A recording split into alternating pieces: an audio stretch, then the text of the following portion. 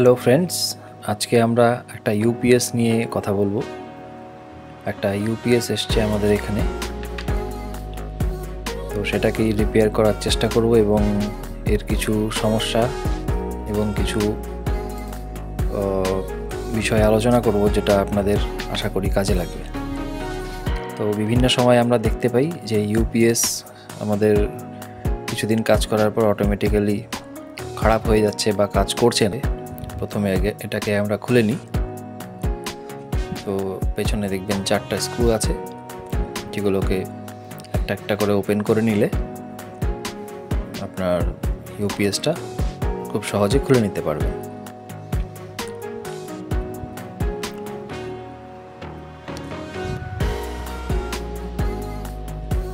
এভাবে একটা সরু স্ক্রুড্রাইভার নিয়ে নেবেন, লম্বা ধরনের, তাতে খুব সহজে খুলে নিতে পারবেন।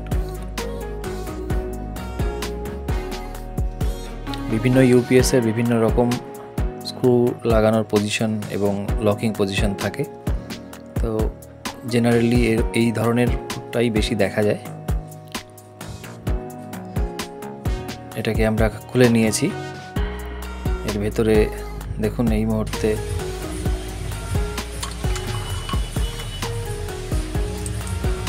এটাকে পাওয়ার বাটন প্রেস করলে কোনো রকম রেসপন্স দিচ্ছে না। এসি লাইনে আমরা এটাকে এখনও লাগাইনি, কিন্তু তাহলেও ব্যাটারি যদি ঠিকঠাক থাকে তাহলে পাওয়ার বাটন প্রেস করলে লাইটটা জ্বলে। তো মাল্টিমিটার নিয়ে নিচ্ছি আমরা। মাল্টিমিটার নিয়ে ভোল্টেজটা চেক করব, এসি ভোল্টেজ যেটা আমরা লাইন দিয়েছি। দেখুন 246 ভোল্টেজ শো করছে এসি, তার মানে আমাদের এসি ইনপুট ঠিকঠাক আছে।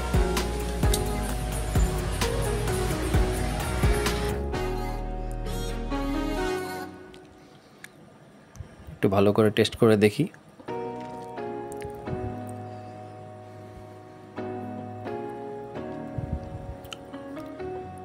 মাল্টিমিটার দিয়ে আমরা ফার্স্ট টাইম এটাকে একটু ভালো করে মেজার করে নিই।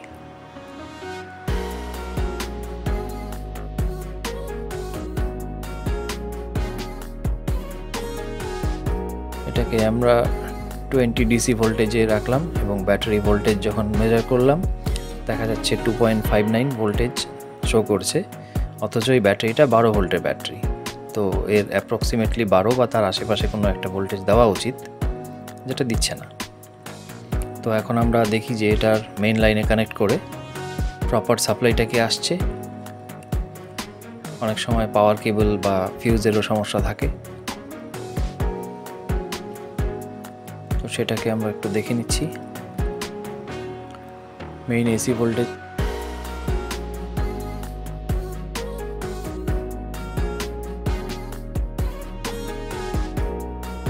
ভোল্টেজে রেখেছি 244 ভোল্ট এসি, মানে ইনপুট লাইন ঠিকঠাক আছে। এবার এটাকে আমরা ডিসি ভোল্টেজে দিচ্ছি, 20তে রাখলাম।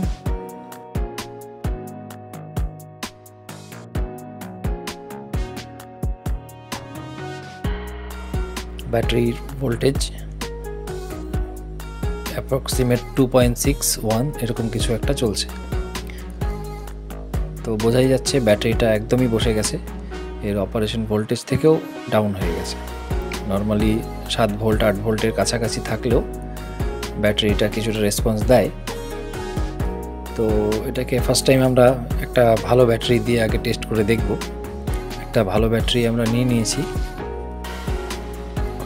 ব্যাটারিটাকে আমরা বের করে দিচ্ছি। আর এরই সাথে নতুন যে ব্যাটারিটা এসছে তার ভোল্টেজ ঠিকঠাক আছে কিনা সেটাও একবার দেখে নিচ্ছি।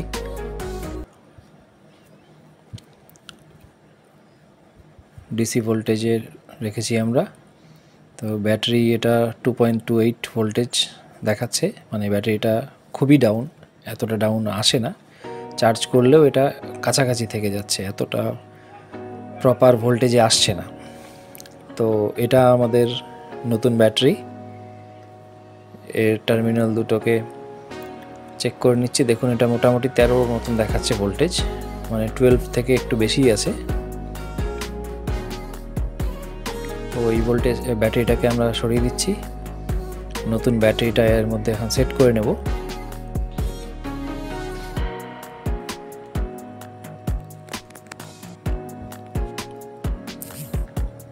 ব্যাটারিটা সেট করে নিলাম। এবার টার্মিনালটা অবশ্যই আপনাদের ফলো করতে হবে যেন টার্মিনাল উল্টো না হয়, তাহলে কিন্তু আপনাদের বোর্ড জ্বলে যাবে। তো সেই ক্ষেত্রে এই দিকটা একটু আপনাদের লক্ষ্য রাখা প্রয়োজন। এবার দেখুন ব্যাটারিটা লাগানো মাত্রই এখানে লাইট চলে এসছে, মানে বোঝা যাচ্ছে যে রেসপন্স দিচ্ছে। তো এই যে পাওয়ার বাটন প্রেস করলে দেখুন সবগুলো লাইট স্টার্ট হয়ে যাচ্ছে। মাঝখানে ইয়েলোটা হচ্ছে ব্যাকআপের লাইট, গ্রিনটা হচ্ছে আমাদের মেইন এসি লাইন।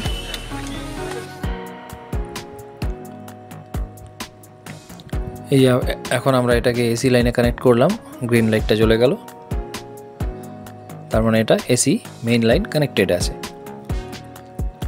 বন্ধ করে দিলে বন্ধ হয়ে যাচ্ছে, স্টার্ট করলে সবগুলো লাইট জ্বলে স্টার্ট হচ্ছে, মেইন অন আছে তাই গ্রিনটাই আছে।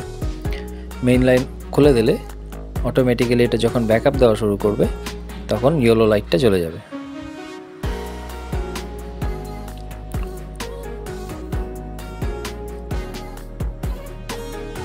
এর মধ্যে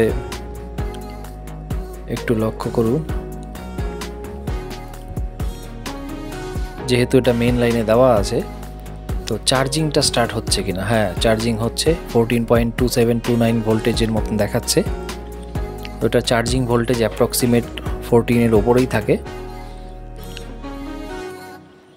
তার মানে আমাদের মেইন বোর্ড ঠিকঠাক আছে, ট্রান্সফরমারও ঠিকঠাকই কাজ করছে, সাপ্লাই পাচ্ছে।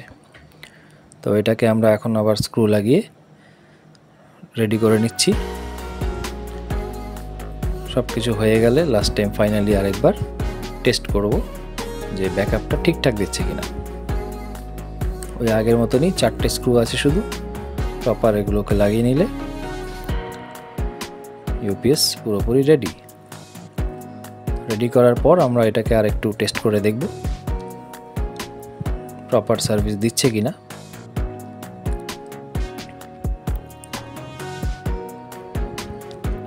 ইউপিএসগুলো নর্মালি বেশিরভাগই দেখা যায় যে সবার প্রথমে এটাই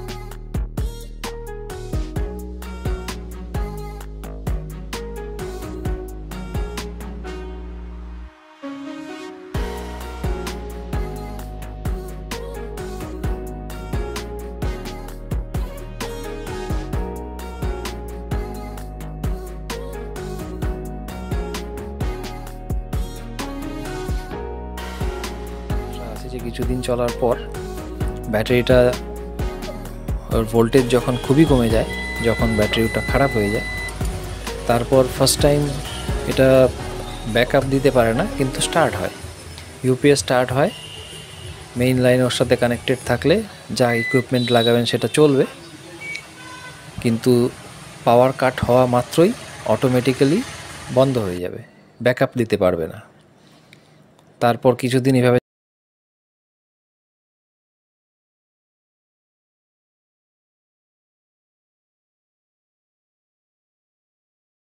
চলতে চলতে একদম পুরোপুরি বসে যায়, কোনো রকম রেসপন্স দেয় না।